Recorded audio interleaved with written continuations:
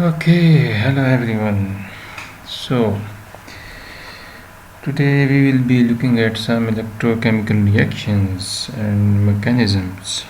Now that we have some background of some important terminologies and fundamentals of electrochemistry, and in previous lectures we actually studied about Nernst equation, chemical reversibility, and then we studied about Eyring equation, Butler-Volmer equation, and then we also looked at the special forms or say limiting forms of the Butler-Volmer equation, and in this way we actually looked at the Tafel equation. So today we will be looking at some important and interesting electrochemical reactions and their mechanisms. And obviously those electrochemical reactions are taking place at solution electrode interface. So the thing is that when a process is taking place at electrode solution interface, actually we are looking at, most importantly, at the heterogeneous electron transfer, and then we are also looking at the accompanying reactions that are taking place, which are actually the homogeneous chemical reactions. So the reactions that are occurring, that is the electron transfer reactions that are occurring at the electrode solution interface, and the homogeneous processes or the chemical reactions that are taking place. So essentially all of them are the redox processes. So the addition or removal of an electron from molecule can actually generate a redox state. So addition of electrons can take place and removal of electron can take place, and that will actually lead to a new redox state of the molecule.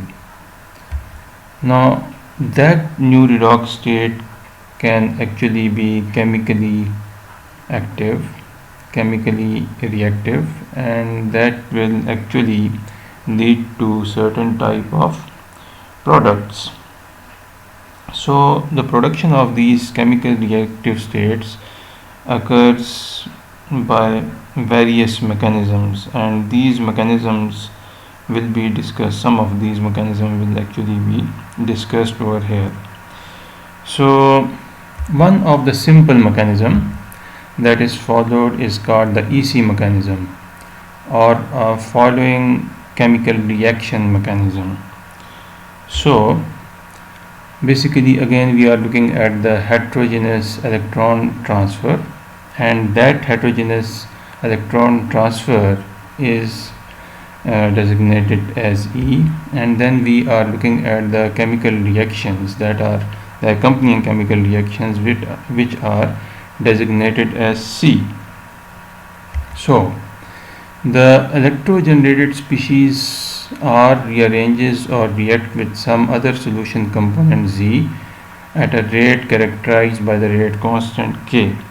So now you can see that actually what we have here is K, and when there is a K, so what are we actually pointing out?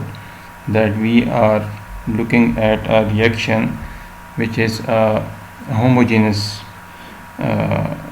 chemical reaction which is actually taking place, and that's why we are having a rate constant K. Otherwise you know that we will be looking at the heterogeneous forward rate constant or a heterogeneous backward rate constant. So here is the reaction.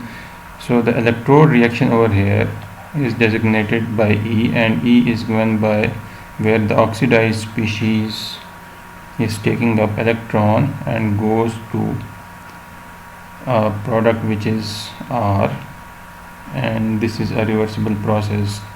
So This one is the reaction which is taking place at the electrode, and this one is the reaction which is taking place homogeneously, which is given by the constant K over here. So the thing is that first of all we have this R over here, and this R is produced as a result of the heterogeneous electron transfer. So once this R is produced, this R will combine with this Z, which is some other solution component, and it will give us products. So you can see that if there is no electrode reaction which is present over here, then there will be no actual product formation. So the product formation necessitate the formation of this R, which is a result of the heterogeneous electron transfer, and which is taking place by the virtue of the electrode reaction or electrode reaction.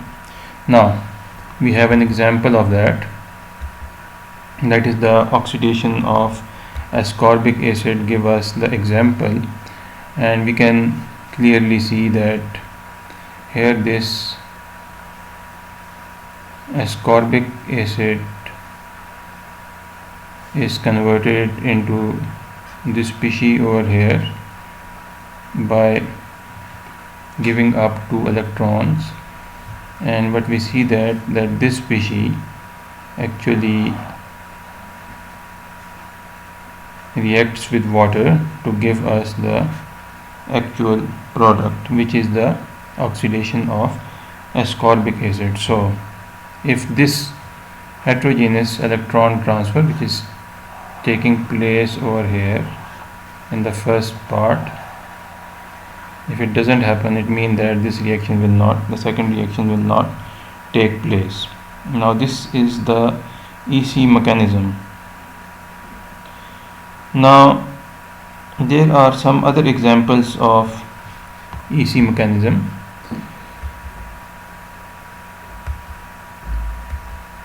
That is the nucleophilic addition of some other species such as water or cyanide ion to electrogenerated organic radicals, or maybe the ligand exchange reactions in the case of coordination compounds, or maybe the redox reactions between this R and Z, or O and Z. That is, R is the reduced species, O is the oxidized species, and Z is some other component like given above in the case of reduction.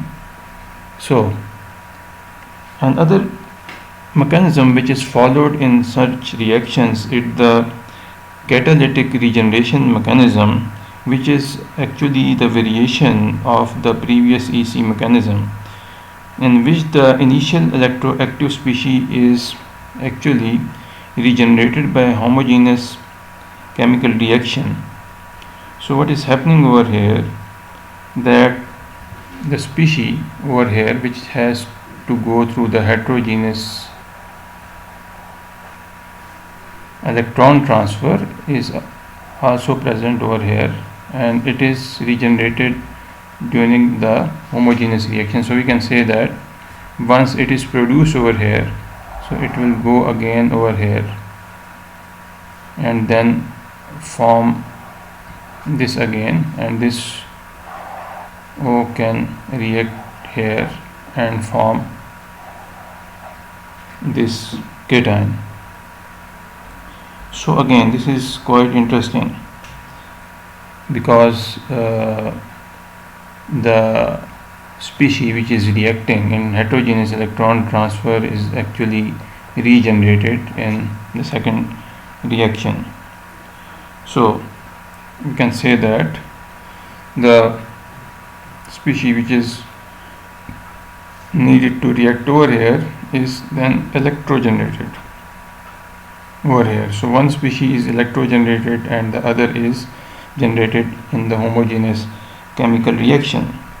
So this situation is actually practically encountered in some reactions. For example,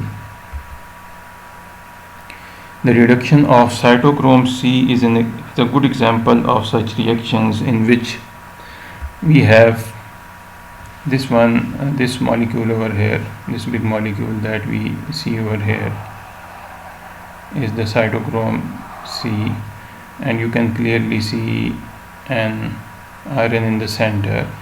So obviously this iron, which is surrounded by this whole protein, cannot actually directly react with the electrode. Now this iron can be in Fe2 plus state and can also be in Fe3 plus state.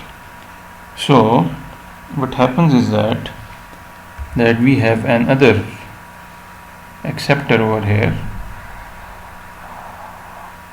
which is called methyl biologen, and this methyl biologen, which is a dication, can be converted into a cation radical electrochemically. So this electrochemically generated methyl biologen cation can actually bring about this kind of change. So now here is the methyl biologen over here with this methyl explicitly shown over here. This take up an electron and convert into a cation. So when this is converted into cation, then this convert this +3 state of the cytochrome C to +2 state. Rate of the reaction is as follows. So it follow the previous reaction which was shown earlier slide. Now there are other biologen receptors also, some of them, like you can see that this is the one that we were implying to, and then there is another one, and this is also a biologen acceptor. You can see that the reduction potential of all these biologen acceptors are different, and they are quite abundantly used in such kind of processes and are very popular. They actually give a very good UV visible spectra also, and they have very good optical properties. Now another type of mechanism which is followed is ECC, or half regeneration mechanism. Now in this mechanism what we see is that this one is again the E, or the heterogeneous electron transfer, and this one is the chemical or homogeneous chemical reaction, and this one is again the homogeneous chemical reactions. So what we see over here, that in this mechanism the regeneration of the starting material here, that is, this is the starting material and this is regenerated in the end of the chemical reaction. So again this part can be again used over here, and then this whole circle continues. Now this type of situation is encountered in the oxidation of 9,10-diphenanthracene in acetonitrile in the presence of nucleophiles such as water or pyridine. So pyridine has been shown to follow this type of mechanism. For example, if we designate pyridine by Py, so we can write the whole mechanism. So this molecule over here is the 9,10-diphenylanthracene, and then we will see that this is designated as DPA, and pyridine is designated, if it is used as solute, as Py. So what we see is that DPA is converted into a radical cation and plus it is losing an electron, and then when this radical cation combined with a pyridine with this forward rate constant, it gives a dPa pyridine cation radical, and when this dPa pyridine cation radical combined with again this one, that is the dPa, which is actually produced in the first equilibrium, which is again an electrode process, then this one is a chemical process and this one is again a chemical process. So when this dPa pyridine cation radical combined with this dPa cation radical with this rate constant, it gives us a dication. So this is also the same process. You can see that it lose one electron, then it make actually this cation radical, and afterwards when it lose the second electron, it form a dication. So another one is the ECE mechanism, and you can see that this one is heterogeneous electron transfer taking place at electrode. This one is a chemical reaction, and this one is again a reaction which is taking place at electrode. Now these type of reactions are quite common in oxidation of organic compounds, and you can see over here that here the oxidation of hydroquinone is taking place in the presence of a thiol. So this is hydroquinone and this one is a thiol. Now you can see that this one is electrode process, this one is a chemical reaction, and this one is again an electrode process.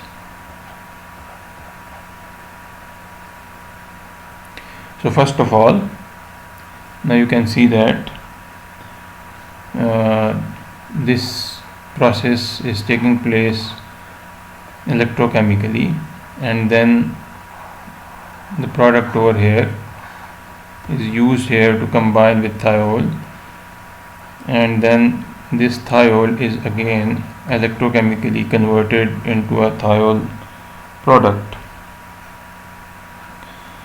Now a variation of the same kind of reaction mechanism is reproportionation redox reaction, and in this type of mechanism we see that the redox species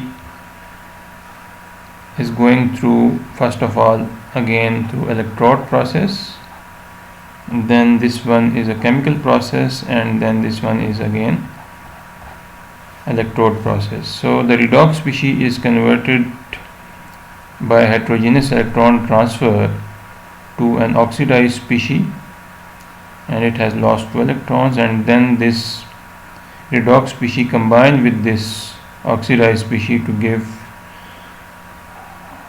this product, that is 2 oxidized cations, and these 2 oxidized cations is converted into a product and has lost electrons. Now these type of mechanism can be found in the electrochemistry of those species which have 2 or more oxidation states. So for example, this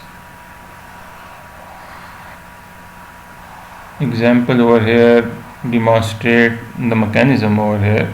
So you can see that we encounter one oxidation state of this, then another one, and then we see another oxidation state arising over here. So again, this one is the electrode process, this one is the chemical process, and this one is taking place at electrode. So there is a variety of these mechanisms which are present, and then we see another process which is CE mechanism, or proceeding chemical reaction, which is also called proceeding chemical reaction. So here is the process. Here we have a species A, which is chemically converted into oxidized species, and this oxidized species have taken up an electron to be converted into a reduced species. Now this is taking place at electrode, and this process is taking place chemically. So this is a CE mechanism. Now such process is observed in this reaction over here, in which we see the complexation of cadmium nitrilotriacetic acid.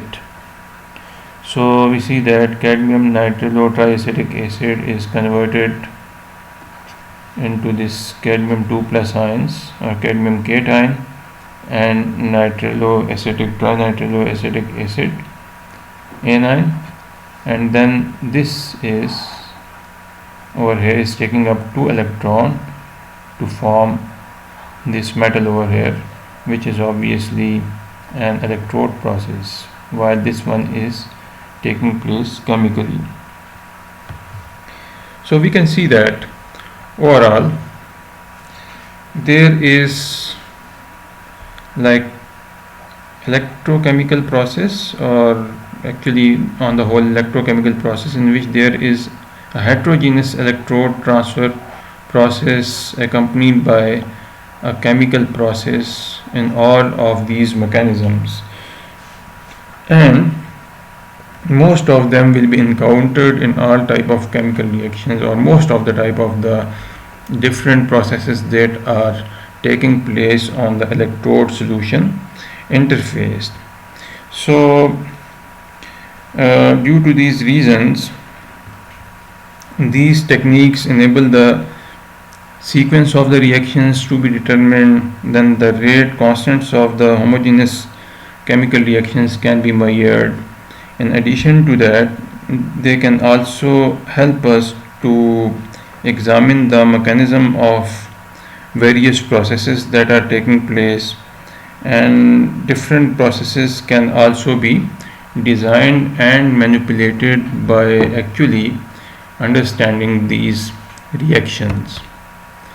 So if you have any questions, you can actually upload those questions or ask those questions in your MS Teams account for CHM627, or you can post your question or ask independently on chat in MS Teams.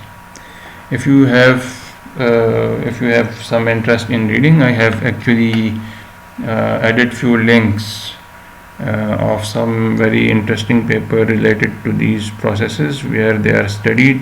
They are really most of them are some old papers, and I will also upload an assignment for you that you can actually submit on your portals for eventually for markings, both on portals and your team account also. Thank you very much for your attention.